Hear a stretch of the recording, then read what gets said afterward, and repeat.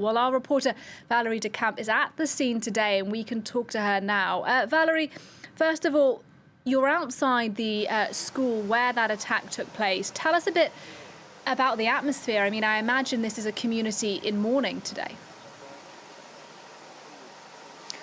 Absolutely. We're standing in front of the school where this 47-year-old history teacher used to work as a history professor. And you can see behind me there's a heavy police presence. They have basically cordoned off the entrance to the school in a way to prevent journalists from getting too close to the people who have come out to honor the professor. And really, there's been an outpouring of grief and emotion this morning with students, teachers, and people living in this neighborhood who have come out here today to lay flowers in front of the school to pay their respects this morning. And really, disbelief, shock, and anger are some of the words that have come back repeatedly when you talk to people here this morning. We were able to talk to some of the parents and students who knew this professor. One girl, for example, she said, well, everybody thought he was such a nice, such a friendly professor.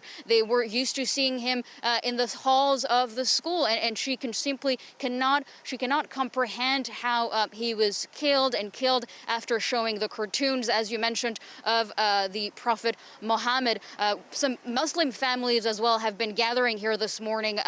Parents of students who attend this school, and at least one mother, she said that her son, he had been a part of that class discussion in which the professor showed the cartoons, and she said that the professor, he had asked students who weren't Muslim if they wanted to leave the classroom if they thought that the cartoons were going to offend them. And she welcomed that gesture by the professor, but she also added that she trusted school professors here in France, and that they knew how to make the right decision, and she was not against professors showing these types of cartoons in class. And she said in the end that it was very important for her to be here and to denounce this act, this horrific act, and to say that this does not represent the community and does not represent her faith.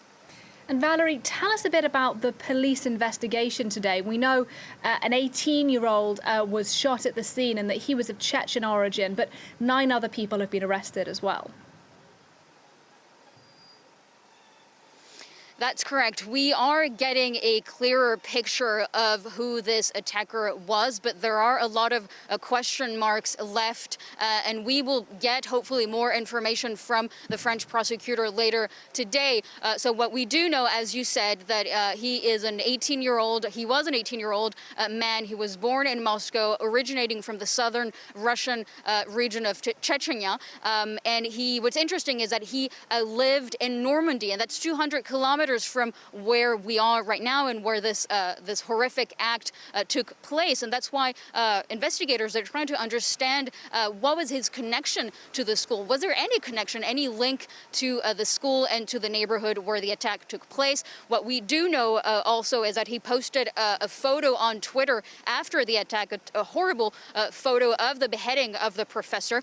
And as you mentioned, 9 people in total have been arrested by French police. 5 people in the immediate family circle of the attacker, his grandparents, his parents, and also his 17-year-old brother, and 4 other people who are not part of his close circle. At least 2 parents of students who attended the school have also been arrested. One of them, he had posted a video on Twitter criticizing the teacher's decision to show these cartoons. He had also filed an official complaint to police because of what the teacher had done. So that's what we know so far. The French prosecutor, he's holding a press conference later today, and we hope to get more details on who exactly this attacker was. Indeed, more details later on this afternoon from the French prosecutor. For now, though, Valerie de Camp, outside the school where that attack took place. Thank you very much indeed. And thanks to you for watching France 24. It's time for a break.